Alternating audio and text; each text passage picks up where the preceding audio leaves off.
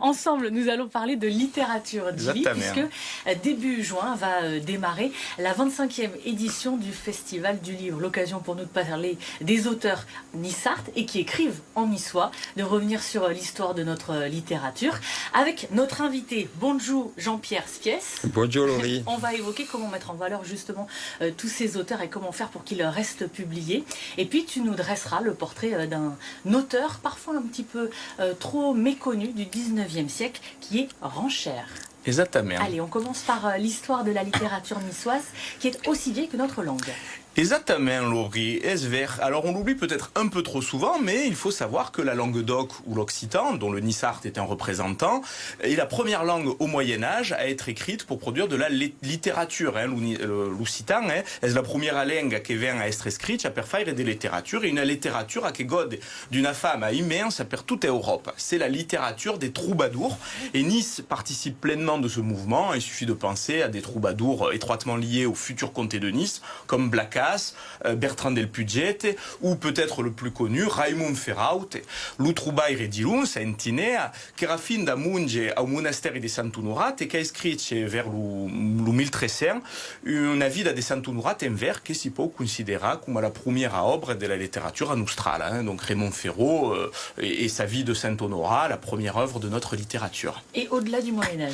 Alors, Nice continue à l'époque moderne à être une capitale importante au libre, parce que c'est à Nice qu'est publié, c'est son originalité, le tout premier traité de mathématiques donc du monde entier, si je puis dire, imprimé, donc en 1492, en 1492, c'est le compendi de l'abacu des Français Pelous, donc François Pélos, on dit en français, mais qu'on rit à dire Pelous. Ouais, c'est plus bien nissart.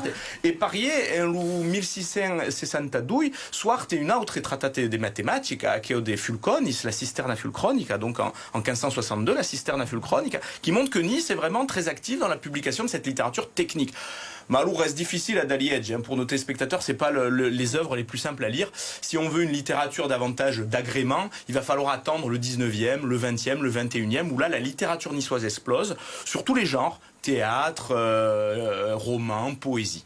Et tu peux nous en dire plus justement sur ces auteurs? Ouais. Alors, en novembre, aviam parlat des théâtres nissards, avi sunat, avi parlat des Mossa, des Francis Gag, o plus récemment d'Hervé Barelli, per exemple.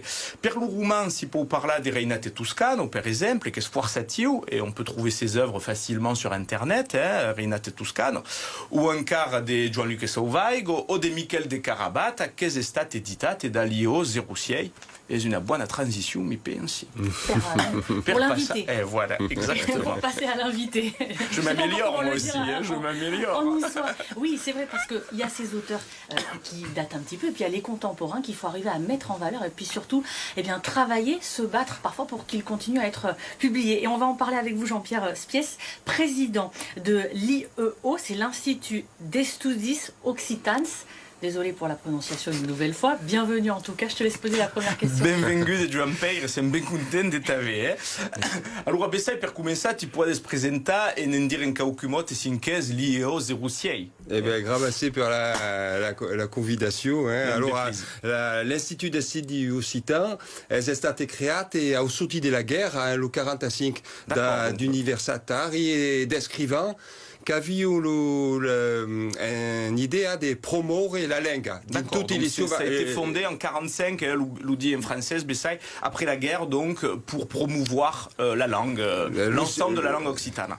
Di tutti gli suoi varietà. Alors, notre au 06, il y avait un provençal d'autrement des Var, l'Unisart de Ségur qui à Nice, l'Alpine di Livalada, lui parla d'un Valroya, donc tout plein de. Et oui, donc l'IO 06 s'occupe à la fois du Nissart et du Provençal de l'autre côté du Var, donc de l'Alpin, c'est-à-dire dans toutes les vallées, et même ce qu'on appelle le Royasque ou le Tendasque, les parlers de la vallée de la Roya. Alors, comme l'on vous dit, Institut d'Estudi, fin d'Estudi serius, ma fin des cours de langue, d'ateliers de théâtre, d'ateliers de danse traditionnelle, d'ateliers de cuisine, de sorties.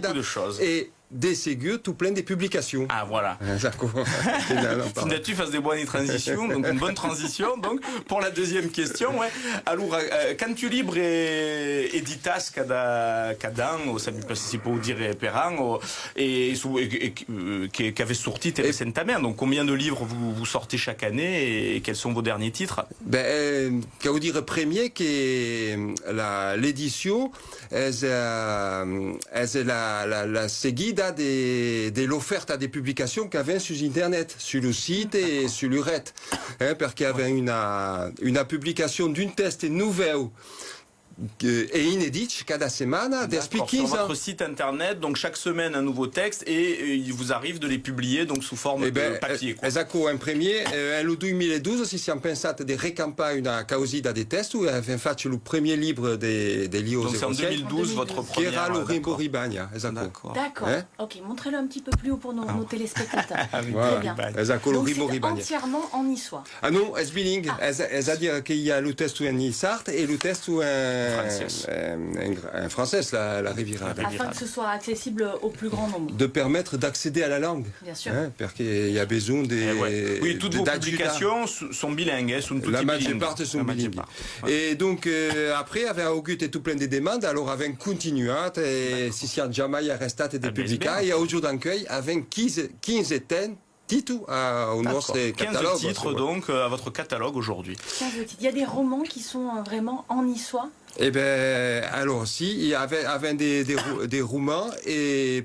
Cheu de Carabat, Citat et per exemple. Par exemple, avem fait des nouvelles de Michel de Carabat et la revirada d'un texte du roman de Sophie Oksanen. Ah oui, il y a la traduction en niçois d'un roman finnois. Oui, tout à fait. Oui, parce que l'Unisart est universal. Et donc, le dernier livre qu'avait publié, c'est un provençal, le Flupagana de Jean-Claude Puech, qui sont sortis d'Ouyanfa, et un Isart, Carriera Sutrana de Roger Gili, et le dernier, Tantutum en Calavi d'Anna Maria Milardi. Où peut-on trouver ces livres? Alors, si on peut les acheter auprès de l'association, évidemment. Et puis on peut les commander. Sur Internet. Oui, on peut les commander dans la librairie, à la librairie, et il nous les commandera. Et alors, ça une terza demanda, se può dire?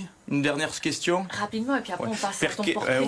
Perché credi che preparas la publication du nombre badge della nostra letteratura, dunque non puoi parlare? Esatto, è stato annunciato l'anno passato e pensi di sentinendio che è aspirato. Et donc, che publicas? La publication d'une œuvre majeure de notre littérature, et puis on va en parler juste après. Alors, avem pensato di ripia 2 ans après. 200 ans après, 200 ans après, de publier une nouvelle version de la Nemaïda de José Rosalén de Ranchi. Voilà. De cet homme que tu veux nous adresser, le portrait de Gili. Oui, parce que est un grand auteur, mais est mal connu d'Inisart, et peut-être que nos téléspectateurs les plus renseignés connaîtront la petite rue qui porte son nom à Nice, ou éventuellement la place des Boulettes dans le Vieux-Nice, c'est-à-dire la place vieille, ou l'école, exact. Mais à part ça, Ranche est mal connu, et est ben d'hommage. Et qui était-il alors? Alors, José Rosalén de Ranche, donc sur Nisart, est naïs en le 1685 à Nice et mort en le 1843, toujours à Nice. Il va faire ses études en France, mais tout de suite après, il part un peu en Italie travailler, donc au Piémont, en Toscane, à l'époque que Nice faisait partie du Royaume des Sardegnes. Et puis il revient à Nice en 1814, et c'est là qu'il se met à écrire. Il a conscience que le niçois mérite d'être écrit autant que le français et l'italien.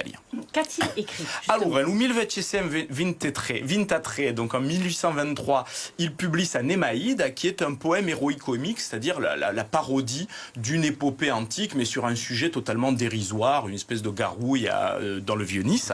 Et puis ensuite, il publie son Fablier Nissart, un recueil de fables. Et vraiment, c'est fabuleux, ça, comme texte, si vous arrivez à mettre la main dessus. Et comment on fait pour mettre la main dessus? Alors, c'est compliqué, parce que c'est mal édité.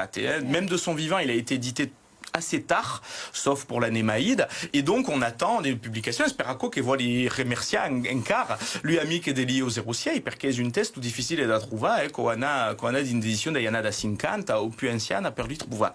Et donc, c'est bien dommage. Alors, Bessay, on va remercier. Et puis, fera une autre cride à Saint-Luther, un petit appel à la fin. La littérature niçoise, on l'a compris, elle est riche, elle est dynamique, elle est variée. Et il faudrait espérer que le Salon du Livre de Nice, alors peut-être pas cette année, parce que c'est un peu tard, mais en 2024, lui fasse la place qu'elle mérite, parce que c'est vraiment une littérature extraordinaire. Et io vi conseille d'analyser tout le autour Nissarte. Tu as raison, et c'est un appel donc que tu lances Exactement. ce matin. Eh bien, on espère aussi que ça aura une résonance. Merci à tous les deux d'être venus ce matin. C'était passionnant, cette matinale de Nissarda sur la littérature. À très vite. Merci.